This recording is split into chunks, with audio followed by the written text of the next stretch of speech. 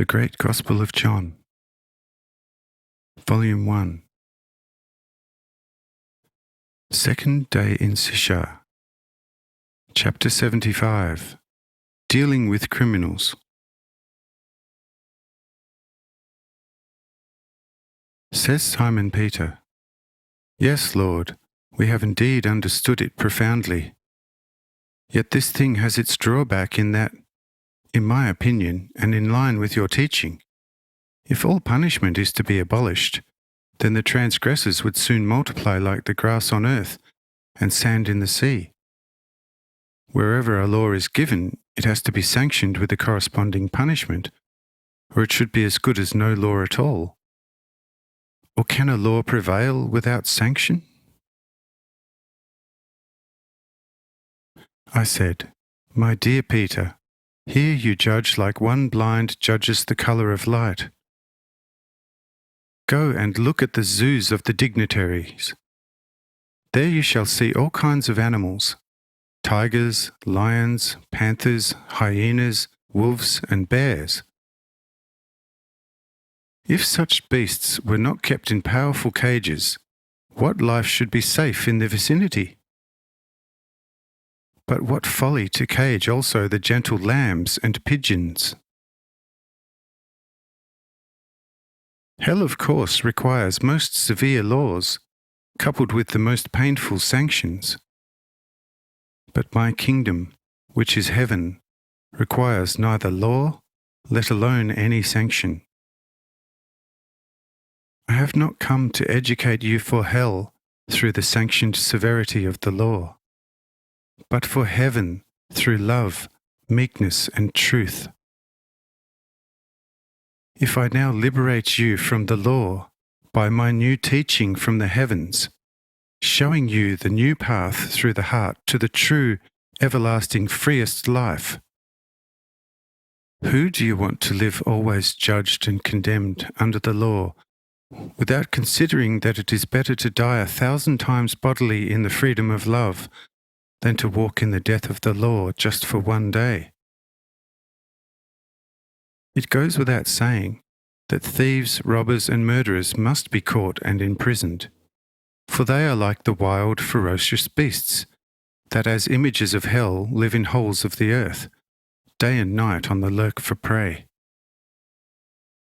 To properly hunt for these is even a duty for the angels in heaven, but no one shall destroy them. They must be kept imprisoned to be calmed and tamed, and only in cases of violent resistance shall they be wounded, and, if quite unyielding, their body may also be slain, for then a dead hell is better than a live one. But whoever will go on to judge and put to death an imprisoned thief, robber, and murderer will once have to face my wrath. For the more severely men judge and punish their offenders, the more cruel, careful, furtive, and hard the still free criminals will become. And when they break into a house at night, they will not only take whatever they find, but will also murder and destroy all who could betray them.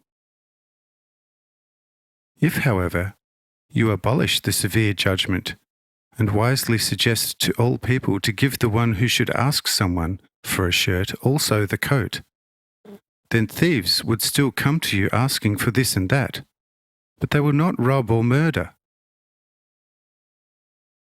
Once men will out of true love for their brothers and sisters, resulting from their love for me, cease to amass the transient goods of this earth and instead imitate me, then there will soon no longer be any thieves, let alone robbers and murderers.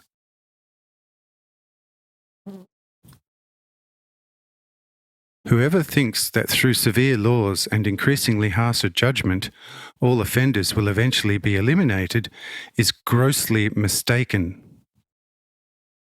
Hell has never yet lacked those. What use is it to you to kill a devil if instead of the one killed, hell sends 10, each of whom is worse than 10 of the previous kind would have been?